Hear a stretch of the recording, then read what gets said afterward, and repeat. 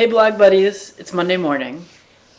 So lately I've been receiving a lot of emails from people that have been through recent breakups and they're really upset and they're looking for some advice for their situation. So kind of a common theme that's running through a lot of the emails I've been receiving.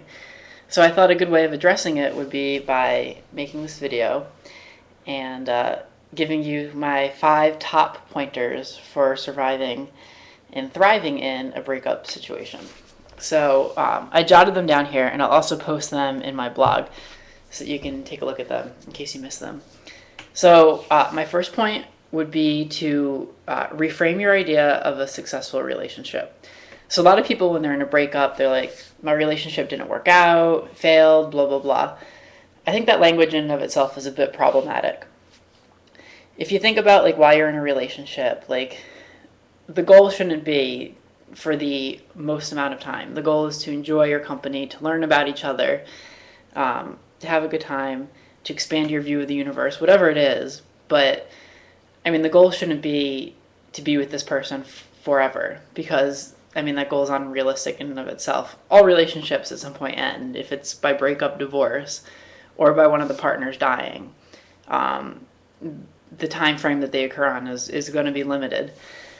So, so that shouldn't be the goal of the relationship. If your relationship lasted for 15 months or 15 weeks or 15 days, whatever it is, it wasn't unsuccessful because it came to an end. You had that time together. You probably learned a lot about yourself and another person and what you want out of life. So, and you probably enjoyed each other's company at least for some point. So your relationship wasn't a failure because you broke up. So I think that's the first thing that helps the situation a little bit.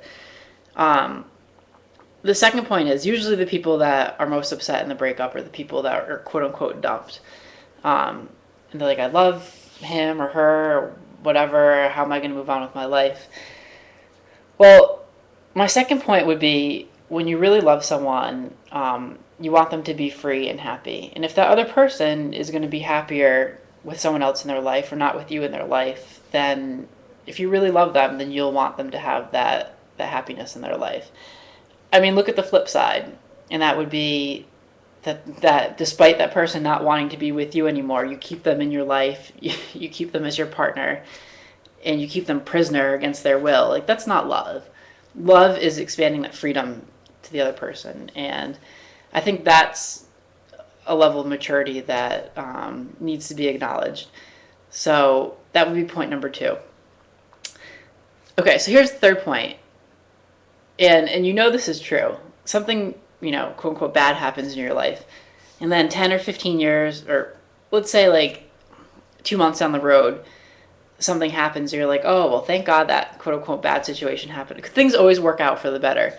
And though in the moment it might suck, and you don't want to hear that, maybe 6 months down the road you meet someone different, someone that you get along with even better, and that brings even more happiness into your life. So it's kind of just trust in the universe, trust that things will work out for the better, even if this very moment sucks. So that's the third point. The fourth point is you can cry, you can scream, you can kick, but no amount of resistance is going to change the way this moment is. It's not going to change the fact that you broke up. You can cry today, tomorrow, and the next day, and you're still not going to change the way this moment is. You can't resist this moment.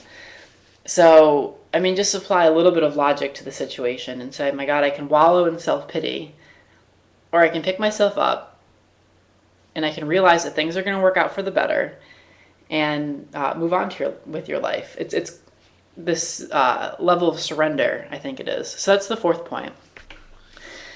And then the fifth point is kind of more of a larger overarching theme, is that, of course, when you go through a breakup, you're not going to be happy. But that happiness shouldn't disrupt your inner level of, like, contentness, maybe. So really the fifth point is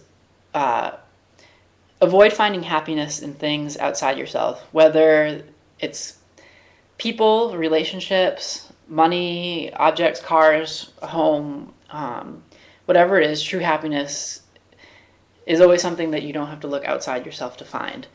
So, so that's really the fifth point. And of course, you're going to be unhappy when you break up, but you should always still be content and find that place of contentness inside you, and that will definitely help you get through the situation. So those are my five big secrets for getting through breakups, and I hope you enjoyed them. If you have any other tips of your own, feel free to leave them in the comments and stuff, and let me know what you think. I hope you find this helpful, and enjoy your Monday. Peace out.